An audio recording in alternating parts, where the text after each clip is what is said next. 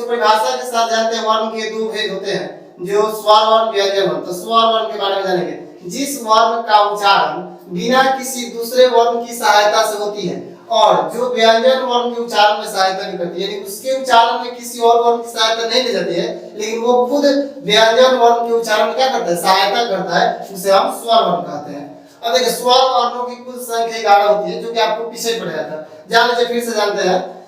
अ, आ, ह्रस्व दीर्घ ई, ह्रस्व दीर्घ उ, री, ए, ऐ, ओ तथा औ। ये जो है कितना होते हैं, 11 होते हैं। कितना होते हैं, 11 होते हैं। अब स्वर वर्ण मुख्यतः दो भेद होते हैं। स्वर वर्ण के मुख्यतः दो भेद होते हैं, ह्रस्व स्वर, दीर्घ स्वर। यानी ह्रस्व स्वर के मतलब है कि दीर्घ स्वर के उच्चारण से आधा समय लगता है, कम समय लगता है, यानी अ, ई, उ, री, यानी अ, ह्रस्व री, ये जो है ह्रस्व स्वर है, क्योंकि इसके उच्चारण से आधा समय लगता है और बहुत कम समय लगता है। और दीर्घ स्वर यानी जिसके उच्चारण में अधिक समय लगता है, यानी ह्रस्व स्वर के दोगुना समय लगता है, उसे हम दीर्घ स्वर कहेंगे। जैसे आ, ह्रस्व दीर्घ ई, दीर्घ उ, ए, ऐ, ओ, औ।